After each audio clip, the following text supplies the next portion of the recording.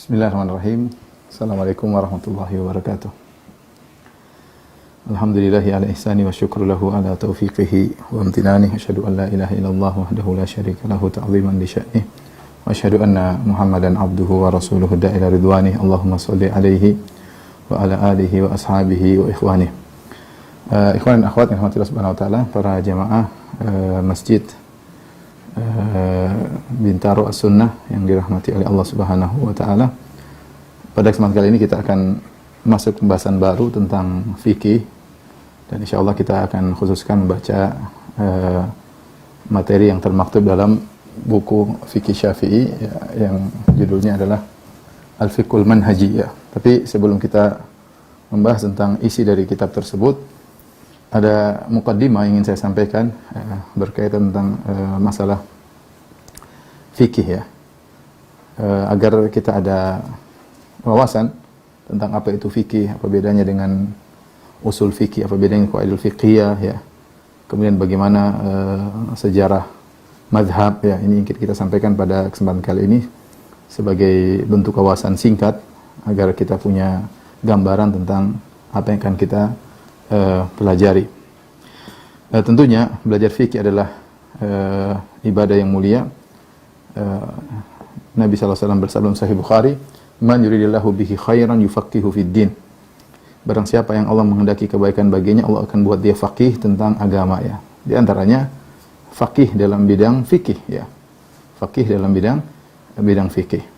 Seorang bertakwa kepada Allah dengan belajar fikih, karena dia belajar fikih untuk bisa beribadah kepada Allah dengan sesungguhnya, yaitu dengan menjalankan hukum-hukum Allah Subhanahu wa taala. Maka belajar fikih ini keterkaitan dengan tauhid ya, karena kita tidak mungkin bisa beribadah kepada Allah dengan benar kecuali kita memahami fikih ibadah, fikih muamalah ya, fikul usrah dengan pemahaman yang benar, sehingga setiap apa yang kita lakukan mendatangkan keridhaan Allah Subhanahu wa taala. Jadi jangan dianggap fikih ini bukan ibadah. Ini ibadah dan ada keterkaitan dengan akidah ya. Karena Allah menyuruh kita untuk beribadah kepada-Nya, "Wa ma khalaqtul jinna wal insa illa liya'budun." Tidaklah kuciptakan jin dan manusia kecuali untuk beribadah kepada-Aku. Nah, bagaimana kita bisa beribadah dengan benar kalau kita tidak memahami fikih yang berkaitan dengan kehidupan kita sehari-hari, baik peribadatan, baik muamalah, baik dalam kehidupan keluarga ya. Sehingga kita bisa beribadah dengan benar, tidak menzalimi orang ya, dan macam-macam. Penting sekali kita belajar apa? Fikih. Nah, kita berharap dengan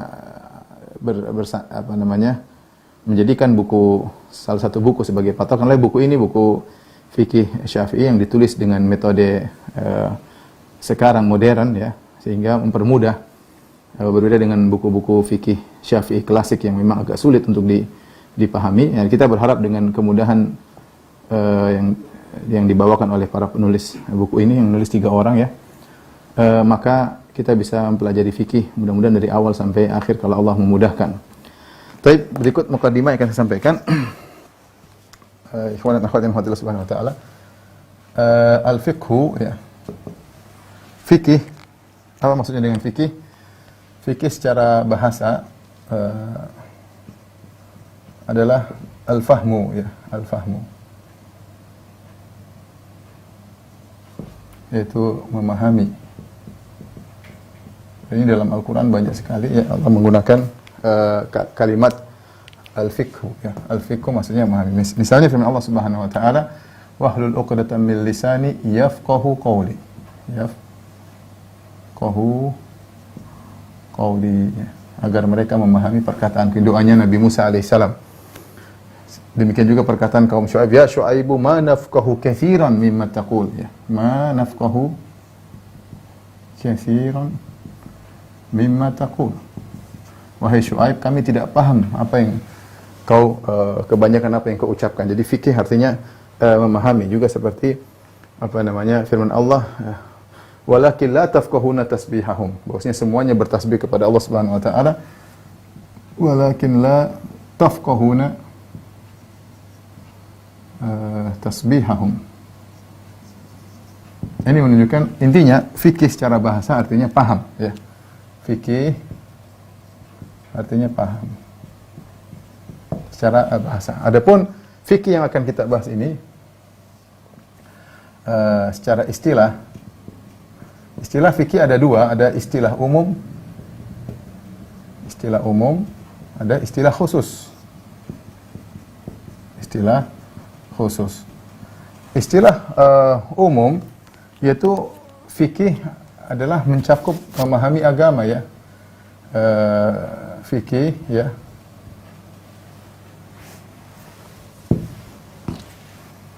Fikih mencakup artinya memahami agama. Memahami agama secara umum ya. Sehingga mencakup seluruh bidang ilmu dalam agama. Semua, belajar tafsir, belajar usul fikih, belajar akidah, semuanya disebut dengan fikih ya. Semua disebut dengan fikih ya. Itulah yang sabda Nabi sallallahu alaihi wasallam, man yuridillahu bihi khairan, man yuridillahu bihi khairan ya, yufaqihu fid din. Yufaqihu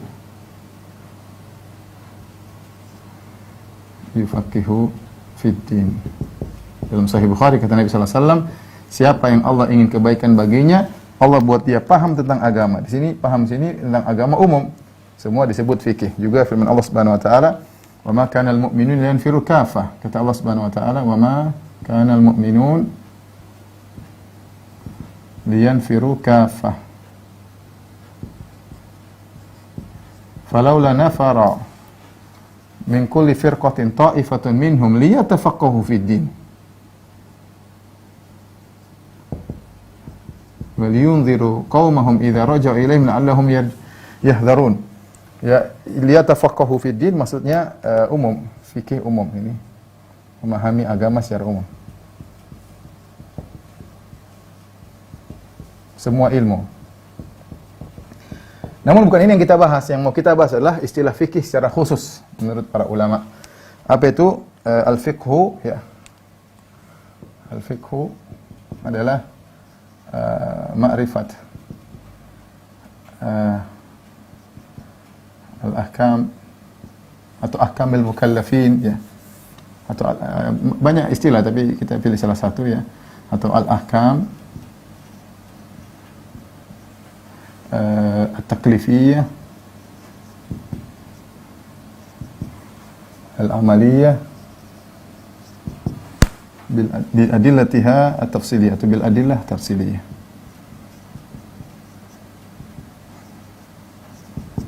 Fikih adalah maknanya adalah mengenal, memahami atau mengenal atau memahami hukum-hukum taklifiyah,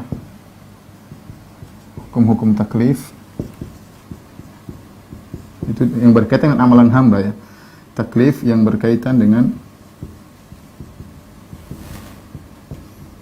amalan ya, amalan para hamba maksudnya. Para hamba dengan dalilnya yang terperinci,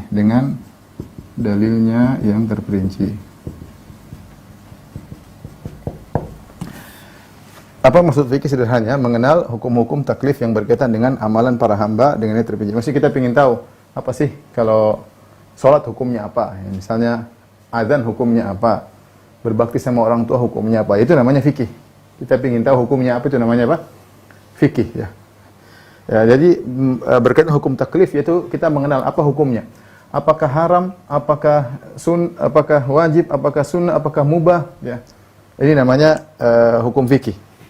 Dia berkaitan dengan amalan, perhatikan sini berkaitan dengan amalan ya. Sehingga tidak berkaitan dengan akidah. Sehingga tidak berkaitan dengan akidah. Kita tidak akan bahas akidah di sini. Ini berkaitan dengan amal ya. Kemudian dalilnya terperinci ya. Berbeda dengan pembahasan kaidah ya. Berbeda dengan pembahasan usul fikih dan kaidah fikih yang dalilnya ijmal, yang dalilnya mujmal global ya. Intinya definisi ini ya untuk membedakan dengan ilmu akidah dan juga untuk membedakan antara usul fikih dengan kaidah fikih ya. Maka saya ingin jelaskan sekarang, ini sekedar pengetahuan ya. Apa bedanya antara usul fikih, ini filosofi aja, usul fikih dengan al-kaidah al-fiqhiyah. Usul fikih, perhatikan ya, ada usul fikih. Usul al-fiqh.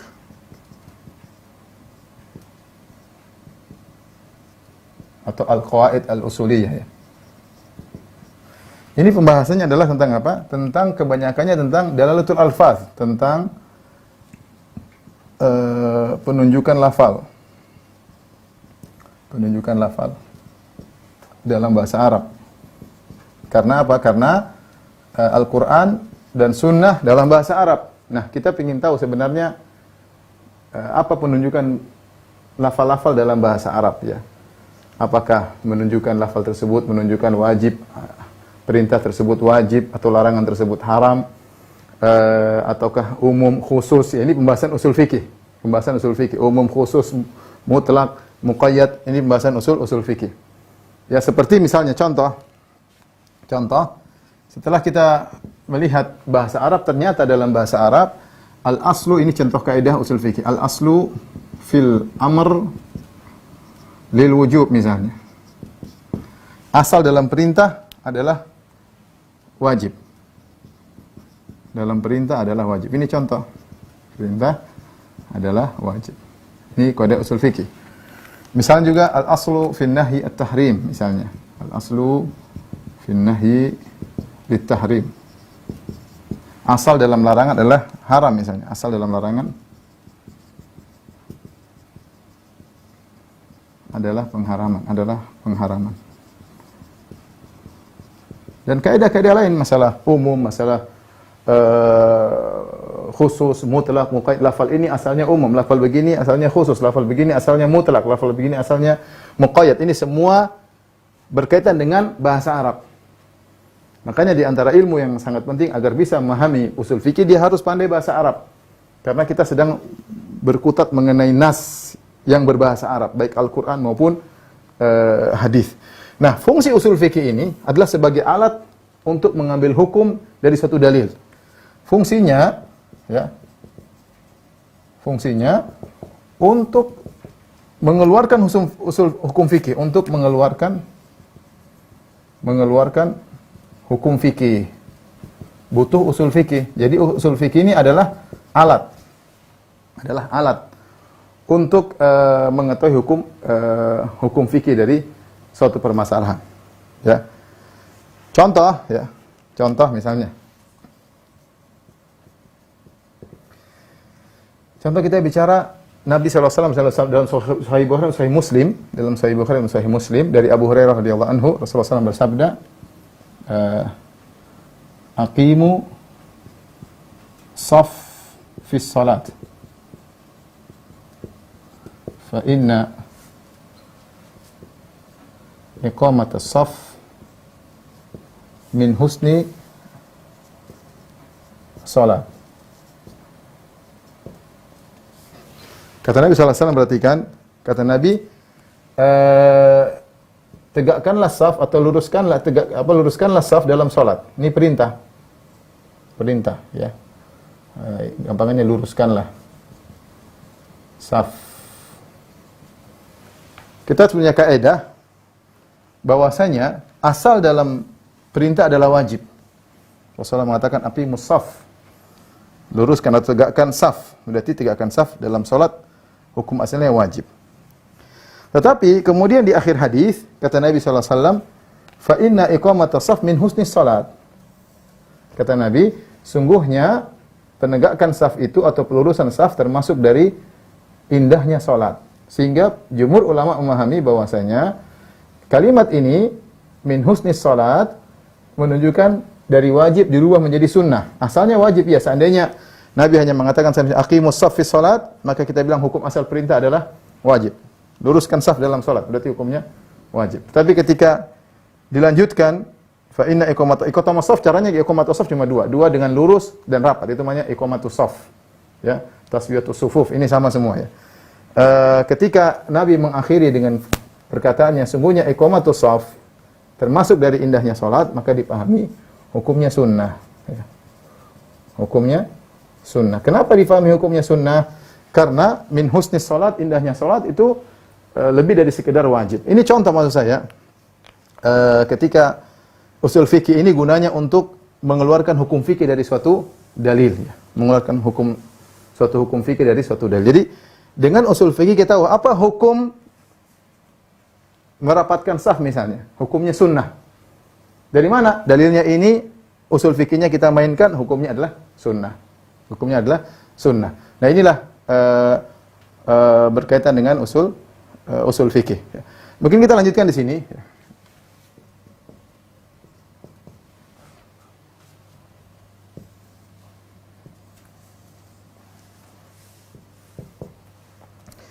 Dari sini kita tahu secara teori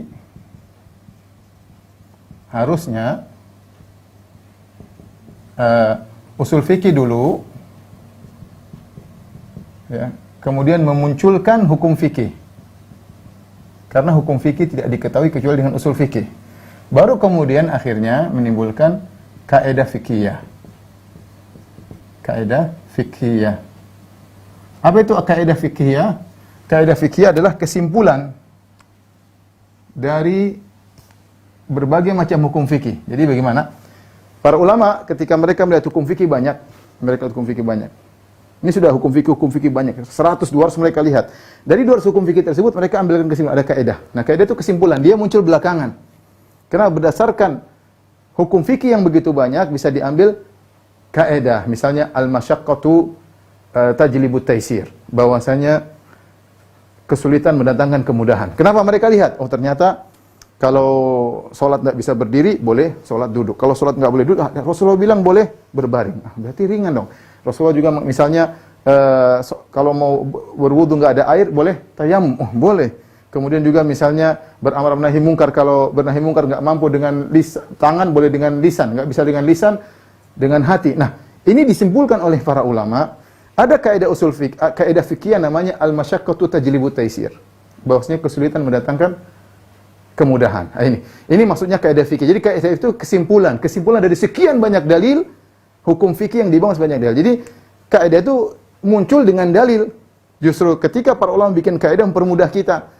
Karena kesimpulan dari ratusan hukum fikih, yang ratusan hukum fikih ini dibangun di atas usul fikih, menimbulkan hukum fikih yang banyak, diambil kesimpulannya. Seperti itu namanya kaidah fikih, dan ini pembahasannya khusus. Ada kaidah al-qawaid fiqhiyah kubra, kemudian ada yang sugra, ada pembahasan tersendiri. Nah, jadi inilah logika tentang usul fikih. Dia alat untuk mengeluarkan hukum fikih. Kalau hukum fikih sudah terkumpul banyak, baru kemudian muncullah kaidah fikihiyah. Sebenarnya demikian. Ini secara teoritis. Namun para sahabat dahulu mereka ahli bahasa Arab. Ketika mereka ahli bahasa Arab, secara otomatis mereka ahli usul fikih, karena usul fikih adalah mengenai penunjukan bahasa Arab. Ketika para sahabat ahli bahasa Arab dan mereka membaca Al-Quran, mereka mendengar Nabi, mereka langsung tahu maksud Nabi. Mereka langsung tahu maksud Allah Subhanahu wa Ta'ala secara sederhana, karena mereka ahli bahasa Arab. Ya, kecuali ada bahasan-bahasan berikutnya. Nah, oleh karenanya kemungkinan muncul khilaf dalam masalah fikih kemungkinannya besar ya, karena terkadang ada dua hukum yang harus dikompromikan, ada dua dalil yang harus dikompromikan, bagaimana cara memandang secara usul fikih. Ini akhirnya menimbulkan hukum fikih yang terkadang berbeda-beda. Jadi ini mukaddimah, saya ingin menyampaikan bahwasanya yang kita bahas adalah fikihnya. Jadi kita akan bahas apa hukum fikih secara langsung dalam praktek kita kehidupan sehari-hari. Bukan usul fikihnya, bukan qawaid al-fikihiyahnya, tapi langsung masalah usul fikihnya.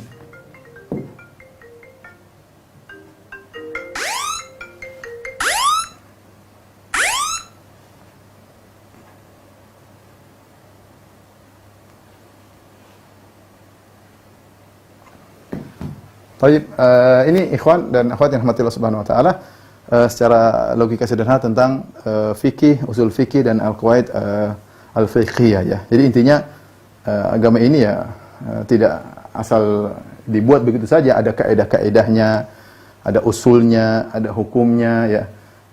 Sehingga terbentuklah suatu hukum yang kokoh karena dibangun di atas kaidah-kaidah. Wallahu a'lam bishawab. Setelah ini kita akan lanjutkan sedikit tentang sejarah timbulnya mazhab. Tolong dihapus.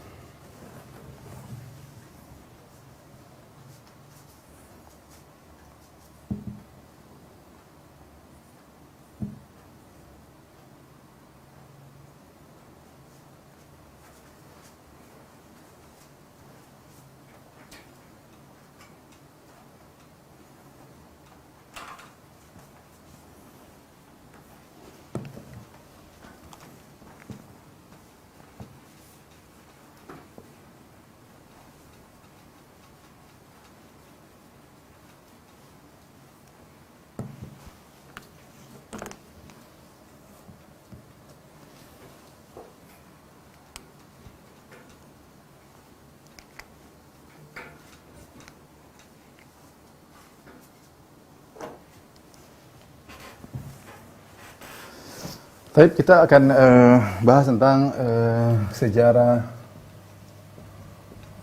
munculnya mazhab ya. Mazhab fikih.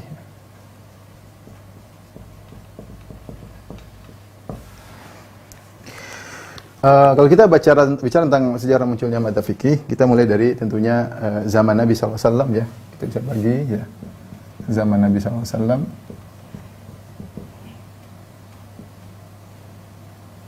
Nanti ada kita bicara tentang zaman sahabat ya.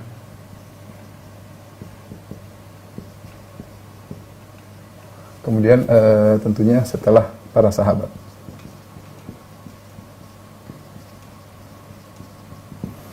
Adapun zaman Nabi SAW, kita tahu Nabi SAW dalam dua fase ya. Pertama adalah fase Mekah, yang kedua adalah fase Madinah ya.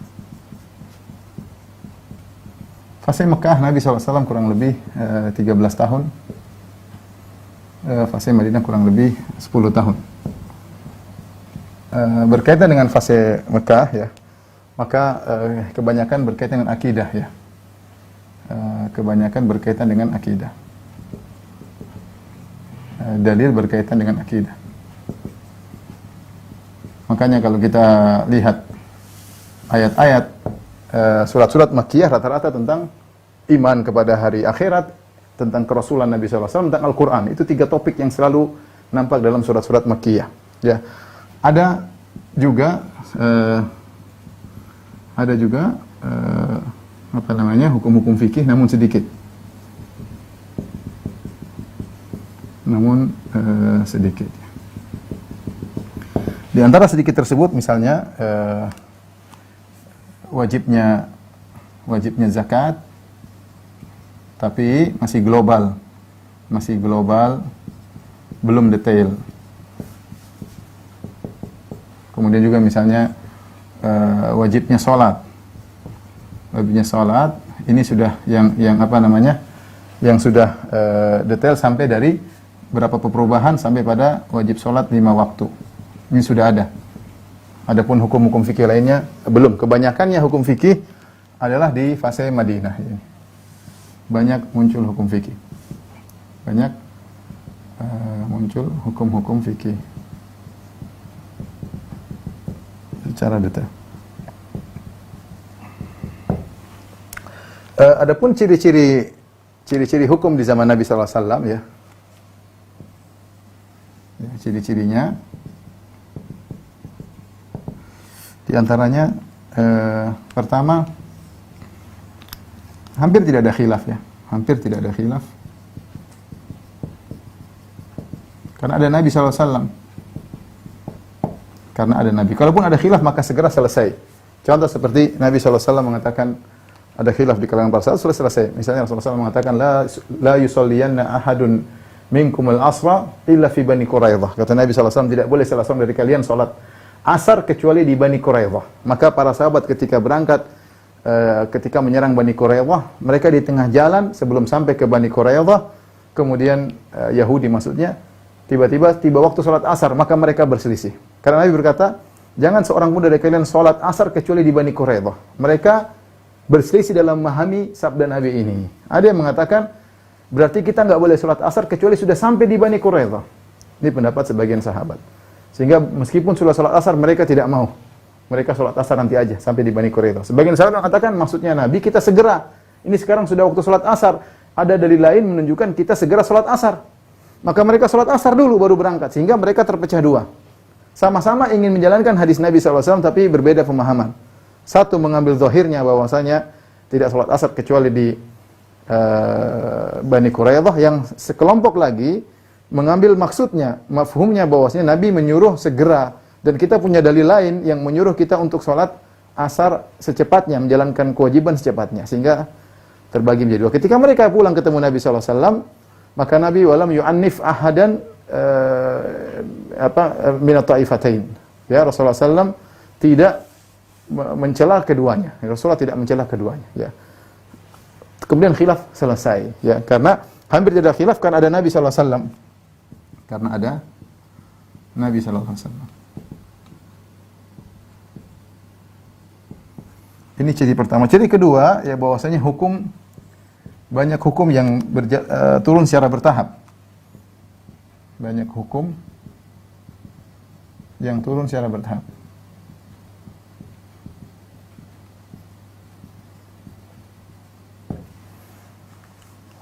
Beda kalau sekarang hukum sudah selesai, lengkap. Contoh misalnya wajibnya sholat. Contoh misalnya wajibnya puasa. Contoh misalnya wajibnya zakat. Ini bertahap. Contoh misalnya haramnya khamar. Ini semua bertahap. Adapun wajib salat, perhatikan, salat pertama kali wajib ketika Nabi masih di Mekah, pertama salat malam. Ya ayyuhal muzammil qum laila illa qalila. Pertama wajib salat malam. Setelah itu sampai hampir setahun kemudian di akhir surat Al-Muzammil dimansuhkan hukumnya menjadi salat malam menjadi sunnah, kemudian salat wajib. Para ulama mengatakan salat wajib masih 2 kali dalam sehari. Kemudian ketika Rasulullah SAW Isra Mi'raj, maka perintah salat wajib menjadi 5 kali dalam sehari. Ada subuh, ada zuhur, ada asar, ada maghrib, ada isya. Tetapi masih 2 rakaat. Salat zuhur 2 rakaat, salat asar 2 rakaat, salat isya 2 rakaat. Ini pertama kali diwajibkan. Nanti setelah itu pada sesi yang terakhir baru seperti sekarang, yaitu salat zuhur 4 rakaat, salat asar 4 rakaat, salat isya 4 rakaat. Kecuali dalam safar kembali lagi seperti dulu. Jadi ini tahapan salat tidak langsung seperti sekarang ini. Saya ulangi, pertama kali salat malam diwajibkan hampir selama setahun, kemudian dimansuhkan menjadi hukumnya sunnah, kemudian salat wajib cuma 2 waktu. Setelah itu berjalan Nabi berdakwah terus sampai kira-kira 3 tahun sebelum berhijrah. Nabi SAW Isra Mi'raj baru 5 waktu. 5 waktu itu juga pertama kali masih 2 rakaat. Kemudian pada sesi yang terakhir, tahap yang terakhir baru kemudian 4 rakaat untuk zuhur, asar, dan isya. Ini contoh tahapan dalam wajibnya sholat. Wajib puasa juga demikian. Nabi SAW ketika di Mekah belum ada wajib puasa. Ketika di Madinah, pertama kali wajib puasa 10 Muharram, hari Ashura. Pertama hukumnya wajib. Setelah itu turun ayat tentang puasa di bulan Ramadan, ya. Ketika turun ayat tentang wajib berpuasa, kutiba alaikumusiyam dan seterusnya di bulan Ramadan, maka puasa Asyura menjadi sunnah, puasa Ramadan menjadi wajib. Kemudian puasa Ramadan pun bertahap. Pertama kali puasa wajib bulan Ramadan, seorang tidak boleh makan dan minum lagi kalau sudah tidur di malam hari. Artinya kalau dia tidak boleh makan, tidak boleh minum, tidak boleh jima lagi setelah dia tidur di malam hari. Kalau dia tidur jam 9, sudah. Kalau dia bangun jam 1, nggak boleh makan, nggak boleh minum, nggak boleh jima. Kapan dia sebelum tidur itu boleh. Boleh makan, boleh minum, boleh jima. Kalau sudah tidur, sudah nggak bisa lagi. Kemudian akhirnya berubah sampai tahapan seperti kita sekarang, yaitu seorang boleh makan dan minum di malam hari, sampai sebelum terbit fajar. Jadi rupanya ada tahapan. Demikian juga misalnya zakat. Zakat ketika di Mekah masih diwajibkan, ya. Wa'atuz zakat, bayar zakat. Tapi zakatnya masih global. Tidak disebutkan detail-detail barang-barang apa yang wajib dizakati, ada haulnya, ada nisabnya. Itu belakangan ketika di Madinah. Ya, baru kemudian ada detail. Jadi ada tahapan. Kemudian misalnya haramnya khamar. Khamar juga sampai ada 4 tahapan. Tahapan pertama Allah hanya menyebutkan tentang khamar itu kurang baik. ya. Di mana Allah Subhanahu wa taala menyebutkan wa min thamaratin nakhili wal a'nabi tattakhiduna minhu sakaran wa rizqan hasan, dalam surat An-Nahl. Kata Allah, dari buah-buahan korma dan anggur kalian menjadikannya sakaran, yaitu khamar, dan rizki yang baik. Allah belum mengharamkan khamar, tapi Allah menyebutkan khamar dan rizki yang baik, seakan-akan khamar kurang baik. Kemudian tahapan kedua, Allah menjelaskan tentang mafsadat khamar. Yas'alunaka 'anil khamri wal maisir, qul fihima itsmun kabirun wa nafi'un lin-nas wa itsmuhuma akbaru min naf'ihima. Mereka bertanya kepada engkau tentang khamar dan perjudian. Katakan ada manfaat, tapi ada dosanya, dan dosanya lebih besar daripada manfaatnya. Kemudian tahapan berikutnya, tidak boleh minum khamar kalau mau salat saja. Ya ayyuhalladzina amanu la taqrabus salata wa antum sukara hatta ta'lamu ma taqulun. Wahai orang yang beriman, janganlah kalian mendekati salat dalam kondisi mabuk. Berarti kalau mabuk sebelum waktu salat enggak apa-apa. Ini masih tahapan, karena khamar begitu mendarah daging sehingga pengharamannya perlu tahapan. Kemudian terakhir baru surat Al-Maidah, ya ayyuhalladzina amanu innamal khamru wal maisiru wal ansabu wal azlamu rijsun min amali syaitani fajtanibuhu la'allakum tuflihun. Wahai orang beriman, khamr itu amal syaitan, rijis, najis amal syaitan, fajtanibuhu, jauhilah. Ini ciri-ciri hukum-hukum yang berlaku di zaman Nabi sallallahu alaihi wasallam. Setelah itu, ilmu Nabi sallallahu alaihi wasallam tentunya dipikul oleh para sahabat. Para sahabat bawa ilmu Nabi. Ada yang bawa ilmu yang banyak, ada yang bawa ilmu sedikit, ada yang banyak namun tidak sempat disebarkan, ada yang banyak dan disebarkan. Dikenal ada 3 model sahabat yang dalam fatwa. Ada 3 model sahabat. Ya.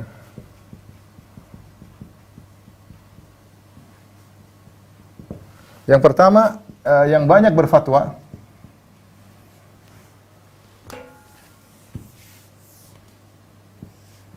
Yang banyak berfatwa. Artinya bukan banyak fatwa, fatwanya banyak dinukil. Maaf ya. Yang fatwanya banyak dinukil.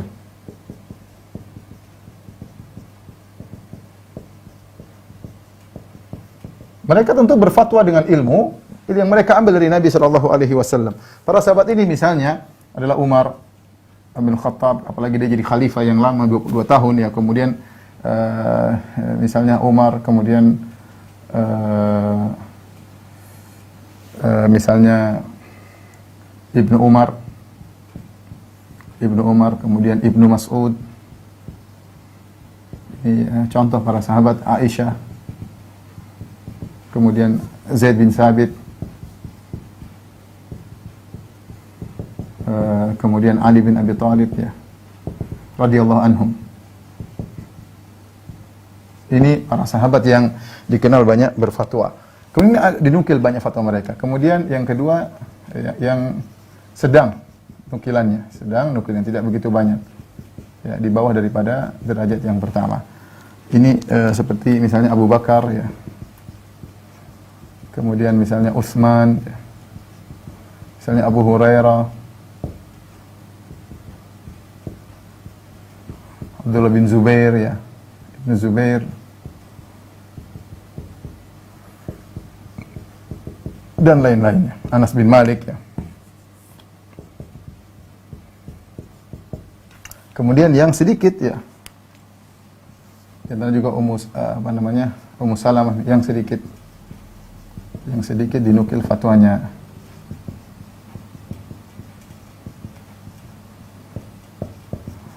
Misalnya Al-Miqdad bin Aswad.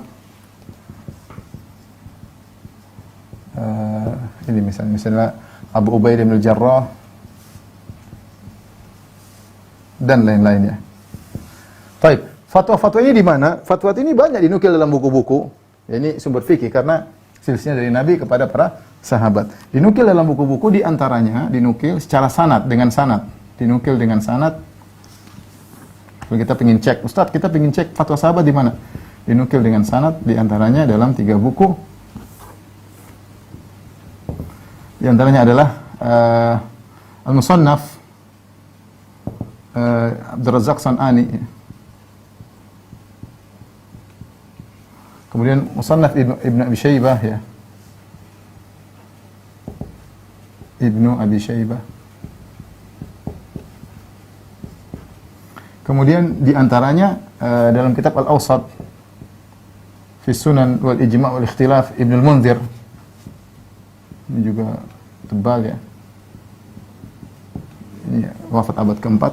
Ini semua buku-buku menukil fatwa-fatwa para sahabat ini. Kalau kita baca, kita tahu para sahabat juga khilaf, mereka berbeda pendapat dalam masalah fikih ya. Ini dinukil oleh para sahabat. Adapun buku-buku yang menukil tanpa sanad, banyak buku-buku fikih. Kita lihat menukil tanpa sanad seperti Bidayatul Mujtahid misalnya ya. Terkadang dalam dinukil juga oleh misalnya Abu Isa Tirmidzi dalam kitab hadis Jami' misalnya. Jadi ada penukilan tanpa sanad banyak. Ini diantaranya dinukil dengan sanad sehingga kita bisa menelaah fatwa-fatwa mereka. Baik, setelah para sahabat, kata Ali bin al-Madini bahwasanya ada 3 sahabat yang banyak muridnya.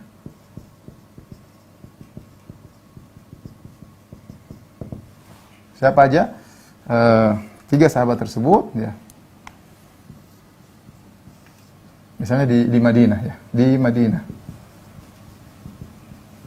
Di Madinah ada Zaid bin Sabit ya. Zaid bin Sabit. Zaid bin Sabit ini belajar juga kepada dia Ibnu Umar. Ibnu Umar juga belajar sama dia. Ibnu Umar belajar dari Zaid bin Sabit radhiyallahu ta'ala anhuma. Kemudian di Mekah ada Ibnu Abbas. Ada Ibnu Abbas radhiyallahu taala anhuma. Kemudian di Irak ada Ali bin Abi Thalib, tapi yang banyak muridnya adalah Ibnu Mas'ud. Abdullah bin Mas'ud. Abdullah bin Mas'ud ya. Ya.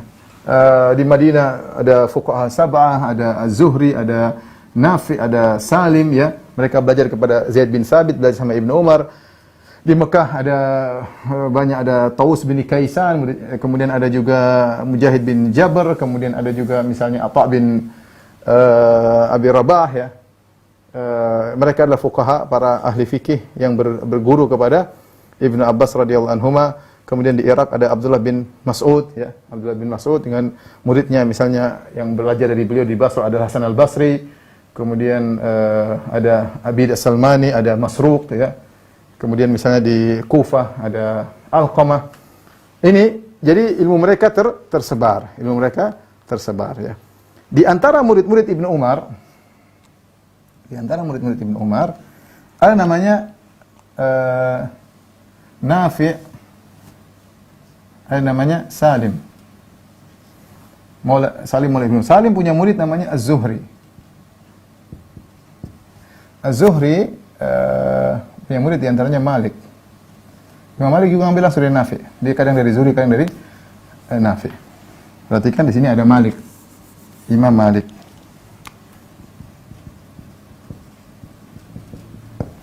Nah, sebelumnya di Irak Abdullah bin Mas'ud ya, ada muridnya Alqamah. Kemudian Alqamah Ibrahim An-Nakhai. Kemudian ada Hamad bin Abi Sulaiman.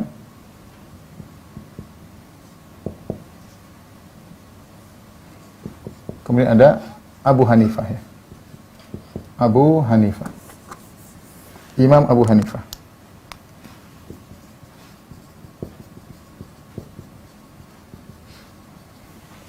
Ibnu Abbas punya murid banyak, di antaranya siapa? Di antaranya Amr bin Dinar. Di antaranya Amr ibnu Dinar. Kemudian Amr bin Dinar di antaranya adalah Sufyan bin Uyainah. Sufyan bin Uyainah. Sebenarnya di antaranya muridnya adalah Syafi'i. Imam Syafi'i.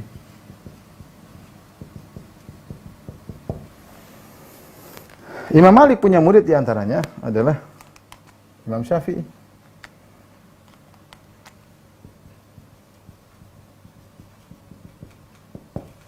Syafi'i bin Uyainah juga bertemu dengan Imam Ahmad, di antaranya Imam Ahmad.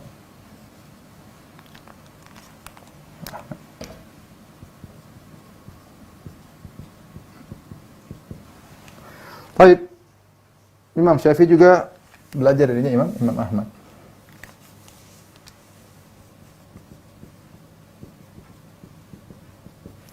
Imam Abu Hanifah punya murid di antaranya ada 2, ada Abu Yusuf.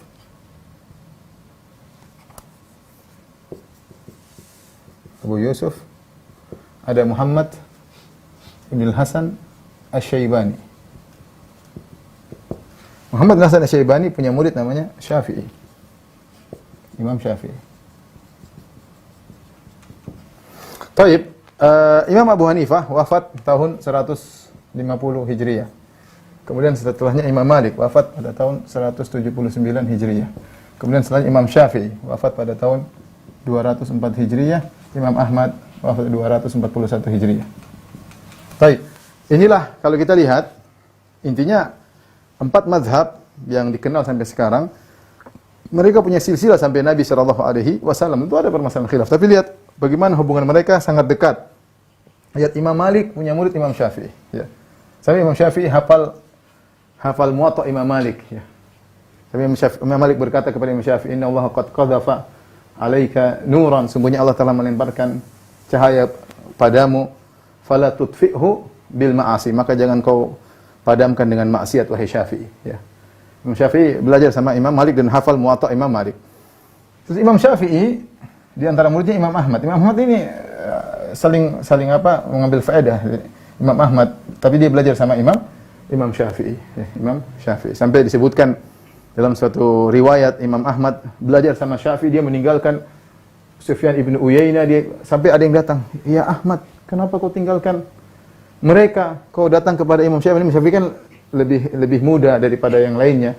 Kata Imam Ahmad, "Yang lainnya kalau saya datang saya ambil hadis dengan sanad yang tinggi. Adapun orang ini akalnya yang sulit kita dapatkan." Artinya Imam Syafi'i sangat sangat cerdas. Makanya dalam riwayat disebut Imam Ahmad ada 6 orang yang dia berdoa selalu di waktu sahur, di antaranya Imam Syafi'i. Dia sangat berterima kasih kepada gurunya Imam Syafi'i. Nah, lihat ini silsilahnya. Jadi jangan disangka bahwasanya mazhab itu tidak pakai dalil, ya. Ini semua adalah dunia dalilnya. Dan mereka semua pakar-pakar hadis, ya. Abu Hanifah, ya, pakar hadis. Imam Syafi'i juga punya meriwayatkan hadis dan juga ahli hadis. Imam Ahmad punya Musnad Imam Ahmad 1.000.000 hadis, ya. Imam Malik punya Muwatta Imam Malik. Imam Syafi'i hafal Muwatta'nya Imam Malik. Ya, semuanya pakar-pakar hadis. Hanya saja cara pandang mereka berbeda. Namun lihat yang ingin saya sampaikan di sini ada keistimewaan Imam Syafi'i. Imam Syafi'i rahimahullahu taala dia belajar dari madrasah di Madinah, Imam Malik, yang di kota Madinah banyak sekali hadis tersebar. Ini di Madinah banyak sekali hadis tersebar. Di Irak hadis tidak banyak tersebar. Hadis tidak banyak tersebar, makanya para ulama yang berkembang di Irak disebut dengan ashabur ra'yi, ahlur ra'yi, yang sering menggunakan logika karena database mereka kurang tentang hadis. Ketika database mereka kurang dan banyak permasalahan, mereka harus menggunakan banyak analogi, logika. Bagaimana permasalahan sementara database kurang. Berbeda dengan ketika di Madinah dan di Mekah banyak hadis yang tersebar. Nah, Imam Syafi'i belajar hadis lewat Imam Malik, tapi dia belajar juga dari muridnya Abu Hanifah, Muhammad bin Hasan Asy-Syaibani, Imam Syafi'i, sehingga dia menggabungkan dua madrasah, madrasatul ahli ra'yi dan madrasatul hadis di Madinah, maka muncullah namanya mazhab Syafi'i. Taib ikhwan dan akhwat yang dirahmati Allah Subhanahu wa taala, mereka ini Abu Hanifah, Ahmad, Syafi'i, Malik rahimahumullah tidak pernah sengaja mau buat mazhab, enggak ada. Tetapi rupanya Allah berkahi ilmu mereka sehingga akhirnya mereka punya murid yang banyak. Dari murid yang banyak tersebut akhirnya memunculkan suatu seperti metode belajar agama. Sehingga kalau kita belajar mazhab Syafi'i, maksudnya kita belajar agama menurut metodenya Imam Syafi'i. Imam Syafi'i tidak sengaja pernah bikin sidang paripurna untuk deklarasi membuat mazhab Syafi'i, enggak pernah.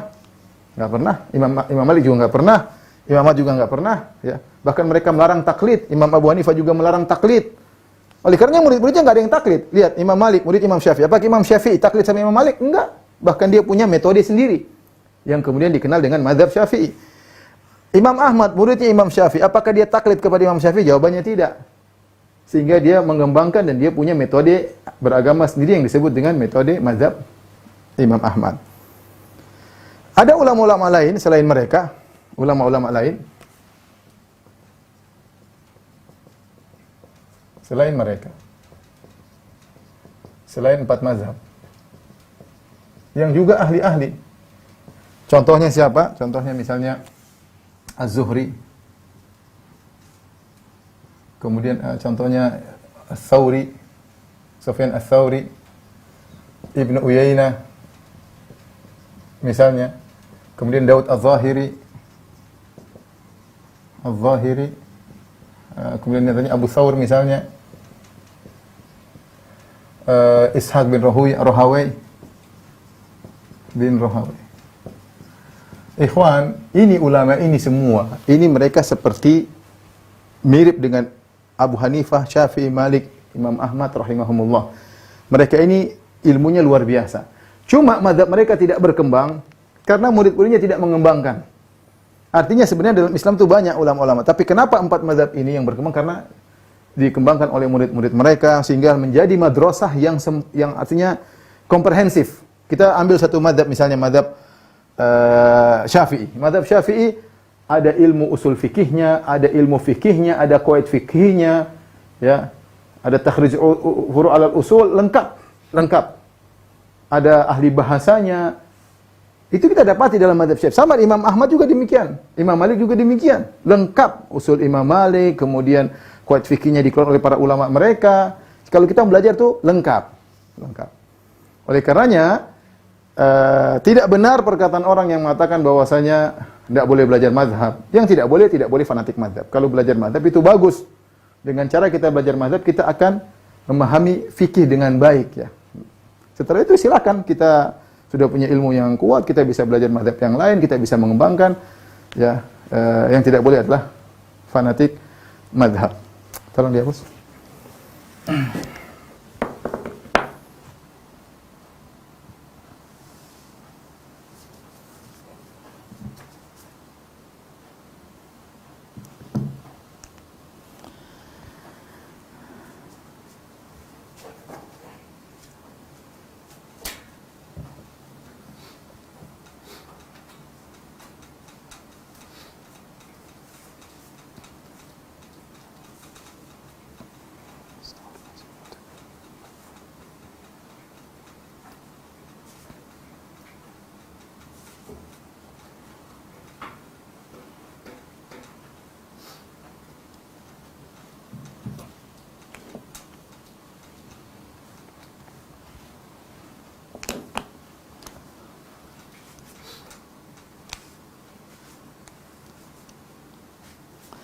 Baik, yang terakhir kita akan kasih gambar tentang fikih secara global, ya. Pembahasan fikih.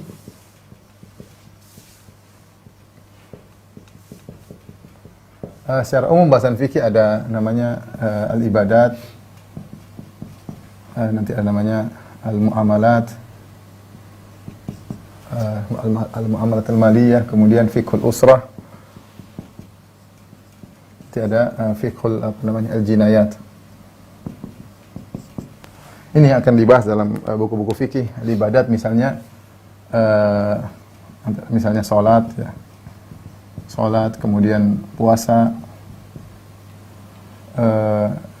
zakat, ya. Haji, nanti ada mulhaq beberapa yang ditambah, ya. Perkara-perkara tambahan, muamalat, ya. Seperti jual beli, ijarah dan yang lainnya. Fiqhul usrah nanti dibahas misalnya masalah nikah, kemudian talak, ya, dan lain-lain, ya, iddah dan lain-lain, hadhanah, jinayat misalnya dibahas tentang qadha, syahadah, ya, hudud, ya. Ini adalah pembahasan-pembahasan fikih. Para ulama mendahulukan bab ibadat karena keterkaitan manusia dengan Allah adalah ibadah. Kita disuruh untuk ibadah. Kebutuhan manusia kepada ibadah lebih daripada muamalat, ya. Karenanya dibahas dulu ibadat, baru kemudian muamalat. Muamalat ini setiap hari kita bermuamalah dengan masalah rentan, masalah keuangan dan yang lainnya. Baru kemudian fiqhul usrah. Ini juga penting, al-jinayat diakhirkan karena jarang hukum asal ini tidak terjadi kriminal antara satu dengan yang lainnya. Maka didahulukan ibadat karena hubungan kita dengan Allah utamanya adalah ibadat. Nah, ketika kita bahas salat, kita bahas thaharah, ya. Thaharah, ya, karena ini adalah muqaddimah untuk salat. Insyaallah kita akan bahas, ya, pada pekan depan biiznillah taala. Selanjutnya kalau ada yang bertanya saya persilakan.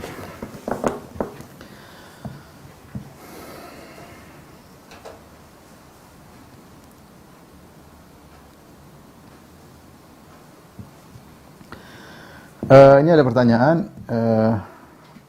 nasihat antum untuk menuntut ilmu ketika belajar fikih, apakah mulai belajar mazhab tertentu atau bagaimana? Kalau bisa, kalau bisa belajar fikih dari mazhab tertentu, itu lebih baik ya. Itu lebih baik kalau bisa, tidak harus.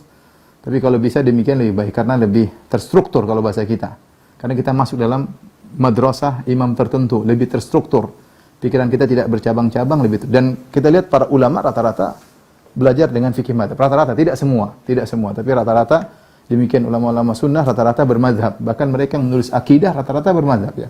Seperti Al-Lalakai mazhab Syafi'i misalnya ya. Abu Utsman As-Sabuni bermazhab Syafi'i ya. Mereka menulis akidah tapi mereka punya afiliasi fikih kepada mazhab Syafi'i.